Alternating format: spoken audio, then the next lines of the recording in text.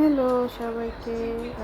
তো আজকে আমি চাইনিজ ভেজিটেবল রান্নার একটা রেসিপি নিয়ে এসেছি। তো এখানে আমি সব ধরনের সবজি কেটে নিয়েছি, আর মুরগির যে এক্সট্রা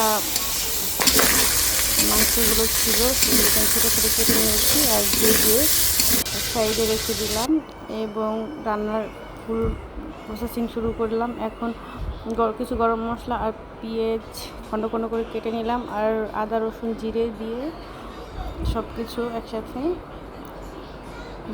ভুনিয়ে ভালো করে কষিয়ে নেব।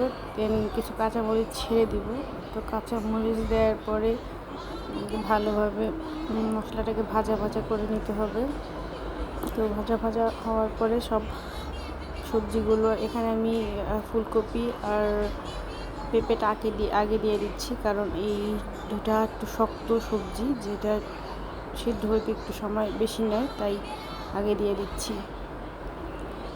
আর এটাকে ভালোভাবে নেড়ে চেড়ে কিছুক্ষণ পরে বাকি সবজিগুলো দিয়ে দেব। এখানে আমি বিনসগুলো দিয়ে দিচ্ছি।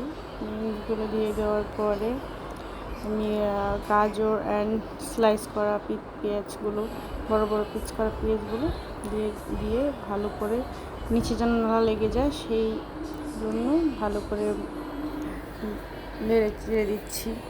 আর ভেজে রাখা চিকেনগুলো দিয়ে দিচ্ছি। আমি পা আর হাতগুলো কালকের যেই রেসিপি দেখিয়েছিলাম ওই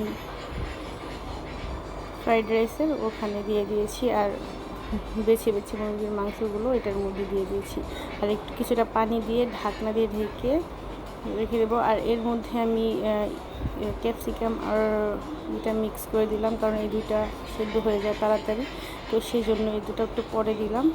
তো এখন এগুলো দিয়ে আমি ঢাকনা দিয়ে ঢেকে নিয়েছিলাম 10 মিনিটের জন্য। আর 10 মিনিট পরে এই তো সবজিটা সেদ্ধ হয়ে গেছে প্রায় কাছাকাছি। এখন আমি একটু কর্নফ্লাওয়ার গুলিয়ে নিলাম, 1 চা চামচ কর্নফ্লাওয়ার এক বাটিতে 1 কাপ হয়তো বা পানি, 1 কাপ না 2 কাপ পানির মধ্যে দিয়ে গুলিয়ে নিয়ে এর মধ্যে ঢেলে দিলাম। এখানে তো এটার কাজ হলো তরকারিটাকে ঘনত্ব করা, মানে সবজিটাকে ঘন করা।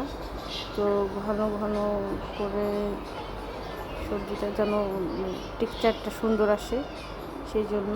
আর এর মধ্যে আমি কিছুটা কনডেন্স মিল্ক দিয়ে দিলাম, কনডেন্স না মানে গুঁড়ো দুধ যেটাকে বলে আর কি, গুঁড়ো দুধ দিয়ে দিলাম। গুঁড়ো দুধ দিয়ে দেওয়ার পরে কিছুটা চিনি আর গোলমরিচের গুঁড়া উপর দিয়ে ছিটিয়ে দিলাম। তো এই তো আমার তরকারির ফাইনাল লুক।